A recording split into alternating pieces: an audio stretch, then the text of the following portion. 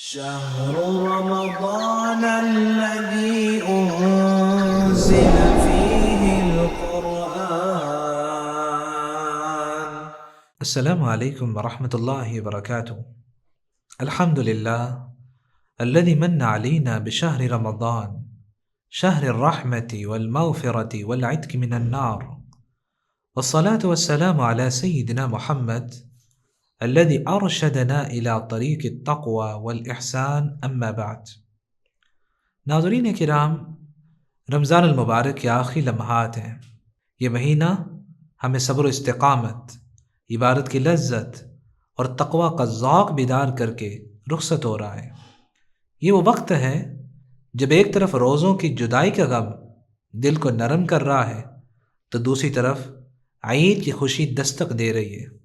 یہ وہ لمحہ ہے جس میں ہمیں یاد رہنا چاہیے کہ عید کی حقیقی خوشی وہ ہے جو اللہ کی رضا کے ساتھ ہو، جو مساکین اور محتاجوں تک پہنچے، ان کے گھروں میں چولہا جل جائے، جو ٹوٹے ہوئے رشتوں کو جوڑے، جو دلوں میں شکر اور عارضی پیدا کرے۔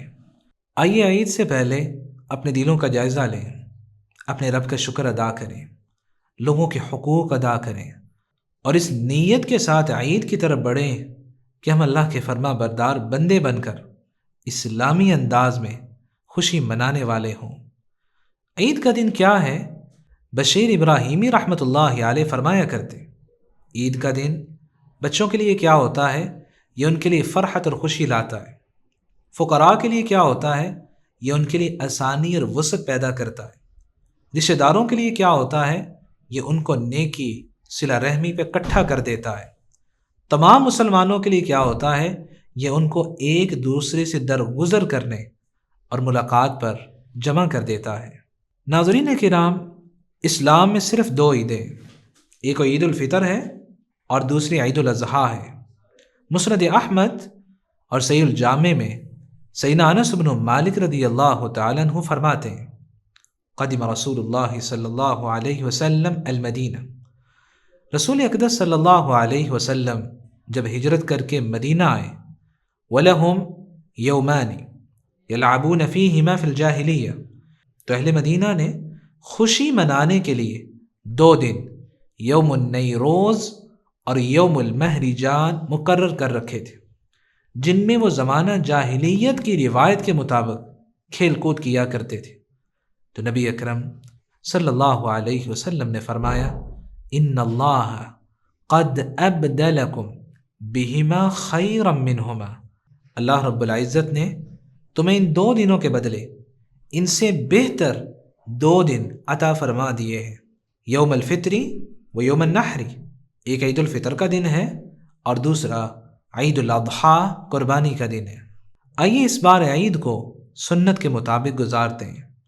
جیسے عید کا چاند نظر آئے گا ہم تکبیرات کا اہتمام کریں گے، اور یہ تکبیرات پڑھی جاتی رہیں گی جب تک نماز عید قائم نہ ہو جائے۔ تو عید کا چاند نظر آنے سے لے کر نماز عید تک تکبیرات کا اہتمام کرنا یہ سنت ہے۔ صحابہ کرام اونچی آواز سے تکبیرات پڑھا کرتے تھے۔ مصنف ابن ابی شیبہ اور ارواء الغلیل میں ابن شہاب الزہری رحمۃ اللہ علیہ فرماتے ہیں، كان الناس يكبرون في العيد حين يخرجون من منازلهم حتى يأتوا المصلى وحتى يخرج الإمام فإذا خرج الإمام سكتوا۔ صحابہ کرام اور تابعین کا یہ طریقہ تھا کہ وہ عید کے دن اپنے گھروں سے نکلتے ہی تکبیرات کہنا شروع کر دیتے، یہاں تک کہ وہ عیدگاہ پہنچ جاتے اور امام کے باہر آنے تک تکبیریں کہتے رہتے۔ پھر جب امام مسجد میں آ جاتا تو وہ خاموش ہو جاتے اور پھر نماز عید کھڑی ہو جاتی۔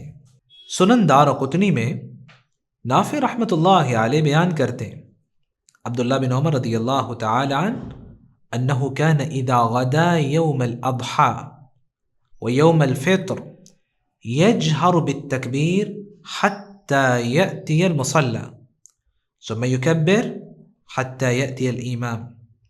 عبداللہ بن عمر رضی اللہ تعالی عنہ جب عید الاضحیٰ اور عید الفطر کے دن نماز کے لیے صبح سویرے گھر سے نکلتے تو بلند آواز سے تکبیرات کہتے، یہاں تک کہ عیدگاہ پہنچ جاتے اور پھر وہاں بھی تکبیریں کہتے رہتے یہاں تک کہ امام نماز عید کے لیے آ جاتا۔ اس لیے پہلا کام عید کا چاند نظر آتے ہی تکبیرات کا اہتمام کیجیے۔ اللہ اکبر، اللہ اکبر، لا الہ الا اللہ واللہ اکبر، اللہ اکبر وللہ الحمد، اللہ اکبر کبیرا والحمد للہ کثیرا وسبحان اللہ بکرۃ واصیلا، اللہ اکبر واجل، اللہ اکبر علی ما ہدانی۔ دوسرا کام، عید کے دن غسل کریں گے، صاف ستھرے اچھے کپڑے پہنیں گے۔ صحابہ کرام اس کا اہتمام کیا کرتے تھے۔ مصنف عبد الرزاق میں نافع رحمۃ اللہ علیہ بیان کرتے ہیں، سیدنا عبداللہ بن عمر رضی اللہ تعالی عنہ انہ کان یغتسل یوم الفطر قبل ان یغدو ویتطیب۔ سیدنا عبداللہ بن عمر رضی اللہ تعالی عنہ عید الفطر کے دن عید گاہ جانے سے پہلے غسل فرمایا کرتے تھے اور خوشبو لگایا کرتے تھے۔ اور مصنف عبد الرزاق میں ہی محمد بن علی بن حسین بیان کرتے ہیں ان علی کان یغتسل یوم الفطر ویوم الاضحیٰ قبل ان یغدو۔ سیدنا علی رضی اللہ تعالی عنہ عید الفطر ہو یا عید الاضحیٰ کا دن ہو، وہ نماز عید کے لیے نکلنے سے پہلے غسل فرمایا کرتے تھے۔ اور سنن الکبریٰ البیہقی میں نافع بیان کرتے ہیں کہ سیدنا عبداللہ بن عمر رضی اللہ تعالی عنہ کان یلبس فی العیدین احسن ثیاب۔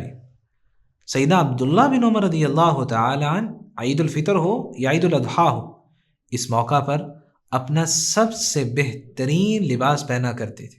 تیسرا کام، عید الفطر کی نماز کے لیے جانے سے پہلے ہم کوئی میٹھی چیز کھائیں گے، یہ سنت نبوی ہے۔ صحیح بخاری میں سیدنا انس بن مالک رضی اللہ تعالی عنہ بیان کرتے ہیں، کان رسول اللہ صلی اللہ علیہ وسلم لا یغدو یوم الفطر حتی یأکل تمرات۔ اللہ کے رسول صلی اللہ علیہ وسلم عید الفطر کے دن عید گاہ کی طرف اس وقت تک تشریف نہیں لے جاتے تھے جب تک چند کھجوریں تناول نہ فرما لیتے۔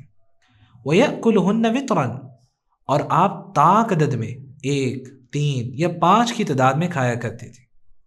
چوتھا کام، اگر عید گاہ قریب ہو تو ہم عید گاہ کی طرف پیدل چل کے جائیں گے، یہ سنت طریقہ ہے۔ ارواء الغلیل میں ابو رافع رضی اللہ تعالیٰ عنہ بیان کرتے ہیں، کان رسول اللہ صلی اللہ علیہ وسلم کان یخرج الی العیدین ماشیا۔ رسول اقدس صلی اللہ علیہ وسلم دونوں عیدوں، عید الفطر ہو یا عید الاضحیٰ ہو، جب اس کے لیے گھر سے عیدگاہ کی طرف جاتے تو آپ پیدل جایا کرتے تھے۔ وَيُصَلِّي بِغَيْرِ آذَانٍ وَلَا اِقَامَةٍ، اور وہاں پہنچ کر بغیر اذان اور بغیر اقامت کے نماز عید ادا کیا کرتے تھے۔ ثُمَّ يَرْجِعُ مَاشِيًا فِي طَرِيقِ أُخْرَى، پھر آپ صلی اللہ علیہ وسلم نماز عید کے بعد دوسرے راستے سے پیدل چلتے ہوئے گھر لوٹ آتے تھے۔ پانچواں کام، عیدگاہ جاتے اور آتے وقت ہم رستہ چینج کریں گے، یہ سنت نبوی ہے۔ صحیح بخاری میں جابر بن عبداللہ رضی اللہ تعالی عنہ روایت کرتے ہیں، کان النبی صلی اللہ علیہ وسلم اذا کان یوم عید خالف الطریق۔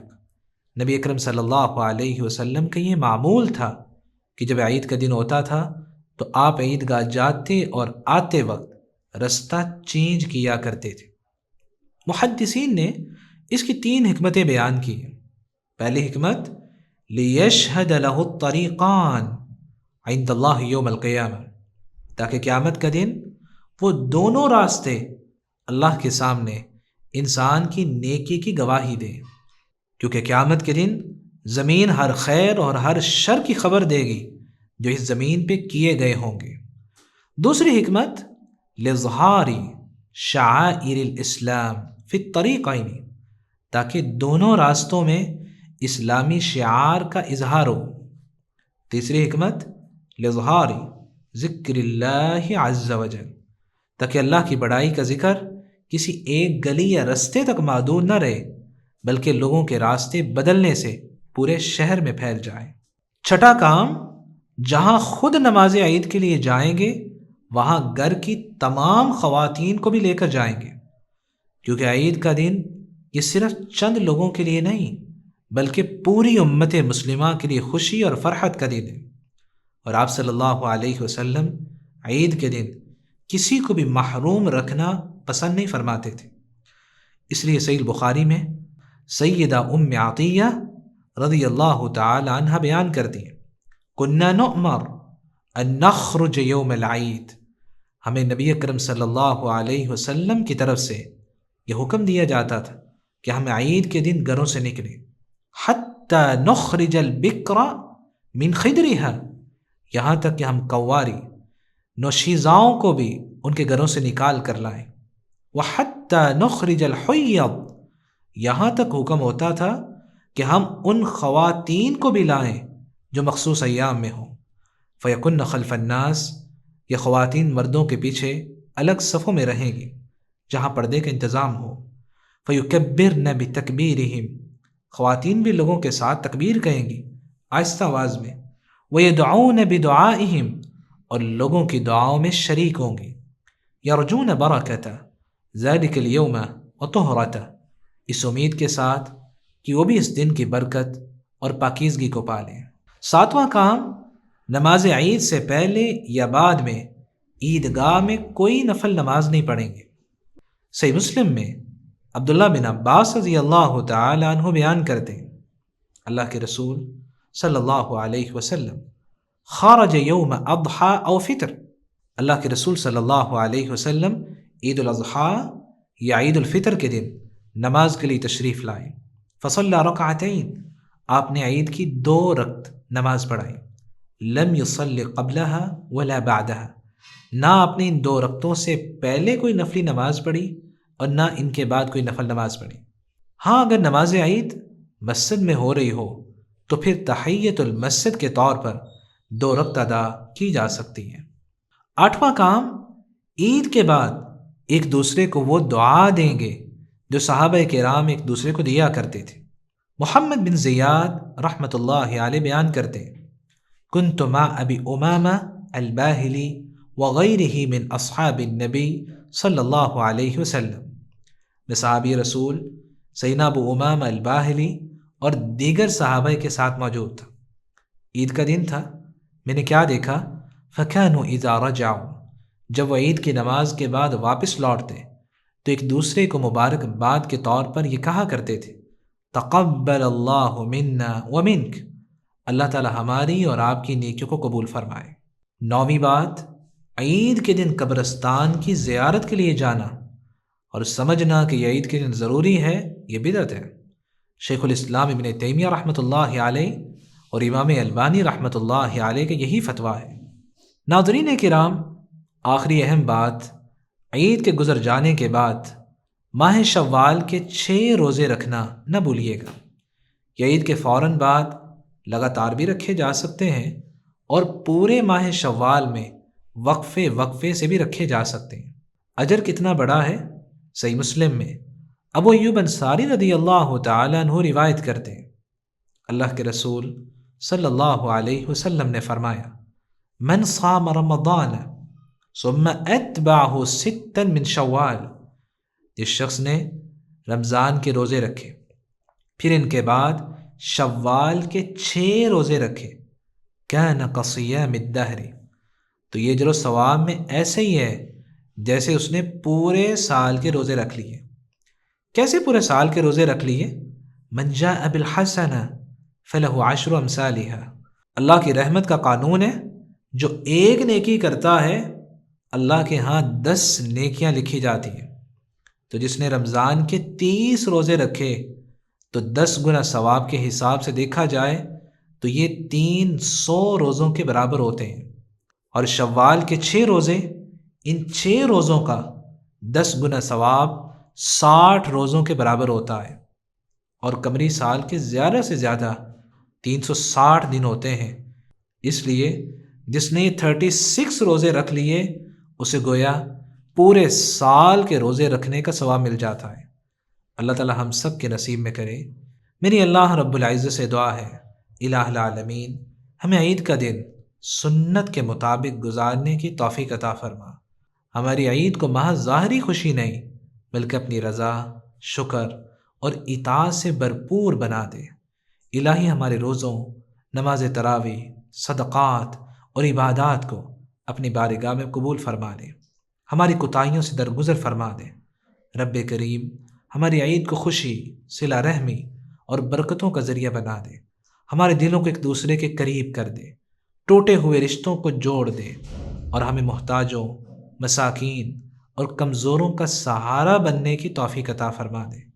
الہ العالمین ہمارے گھروں میں سکون، ہمارے معاشرے میں محبت اور ہماری زندگی میں ایمان کی روشنی پیدا کر دے اور ہمیں دنیا آخرت کی ہر بلائی نصیب فرما دے۔ ہمیں جب تک رکھنا توحید اور سنت پر قائم رکھنا، جب بلانا تو اس طرح زبان پہ کلمہ توحید ہو اور جنت ہماری منتظر ہو۔ آمین۔ والسلام علیکم ورحمۃ اللہ وبرکاتہ۔